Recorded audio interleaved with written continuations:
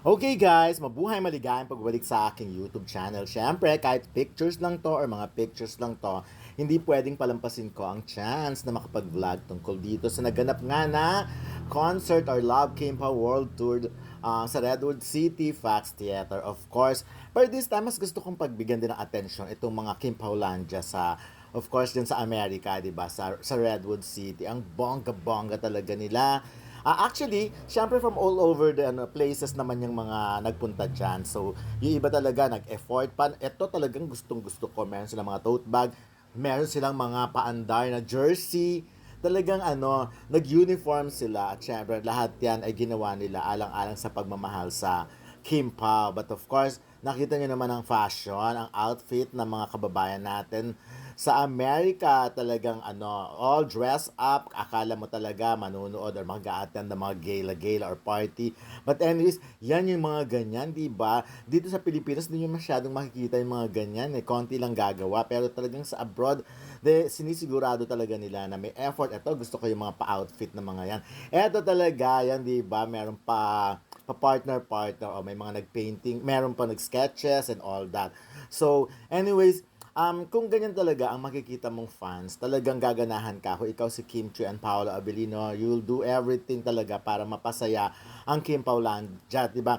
Kaya nyo imagine, as early as yung oras. Actually, ganun naman sa sa America, naalala ko, maaga pa lang talaga, maagang dumarating ang mga kababayan natin abroad sa venue sa Amerika kasi nga ina-enjoy talaga nila. Kumbaga, pinaghandaan nila yung event na yan, hindi lang yan yung parang dinaanan mo. Talaga nag-prepare sila ng mahaba-habang oras.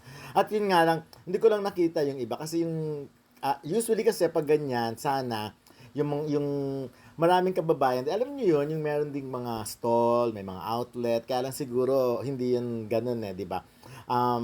Mas bet talaga nila na manood ng concert at may hindi ko sure kung anong contract sa organizer. Pero ang ganda kasi noon yung mga alam mo yung may mga business din dyan sa Amerika. Usually, kasi nakita ko yung dati sa Itbulaga, pag may mga event na ganyan, kikita ko may mga outlet talaga, may mga pagkain na mga Pinoy food, like mga adobo, pansit at kung ano-ano. Pwede kang bumili. Tapos nakakatawa, yung ganyan talaga, ginagawa talaga ng parang fiesta ang event. Hindi ko lang sure kung nangyari yun dito sa mga ganito. Kasi, syempre sila naman, mas busy sila, mas gusto nilang manood talaga. At kaya talagang, party, enjoy the party, ganun ang drama nila. So, ako, I would like to, gusto kong purihin talaga ang Kim Paulandia, yan, sa abroad.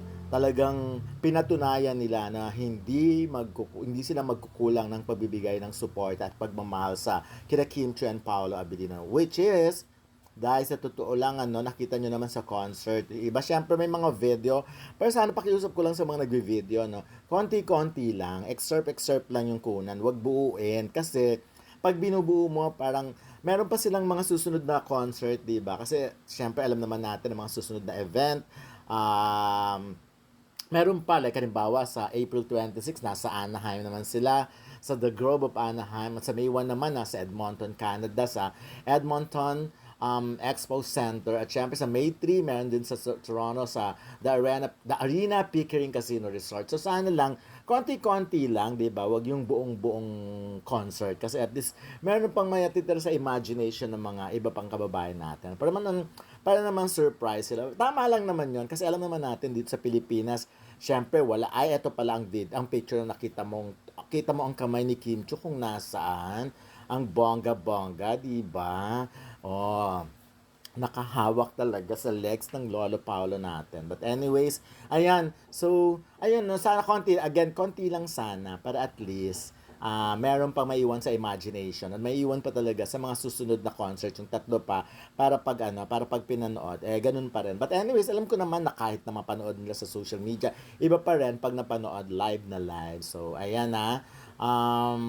But again, at sana no ang mga Pinoy pag dito naman nag-concert ang Kim Pao, sana talagang hindi rin magpakabog ang Kim Paulandia dito sa Pilipinas. For sure, hindi magpapakabog kasi alam ko naman pag-e-effortan din nila yan. Ako na-excite ako baka mamaya magpuntahan din dito pag nagkaroon magpuntahan din dito sa Pilipinas yung mga halimbawa yung mga nasa Hong Kong, Japan, yung mga fans naman na nasa around Asia or Southeast Asia, yung madali silang makapunta. So, at very successful ang concert. Nakita naman natin na napakahaba ng pila at punong-puno yung venue.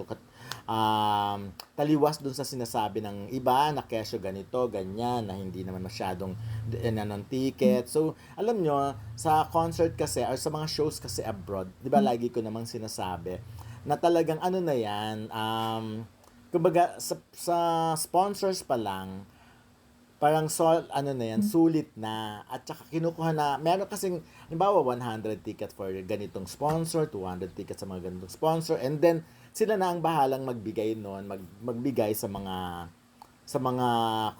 for example, kung mga empleyado nila or staff nila or whatever. So, ayun, bentang-benta na yan. May ilan lang kasi na hindi talaga, yung iba kasi sinasadya na hindi maganda ang marketing. But this time, with Paolo, kita naman natin, full pack. Tsaka talagang hindi nagdamot ang Kim Pao, no? Si Paolo at si Kim. Talagang sila ang lumapit sa audience. Pinakita talaga nila na eto kami, na kaya nyo kaming hawakan, yakapin, kausapin, at yun na, sobrang daming pakilig moment talaga.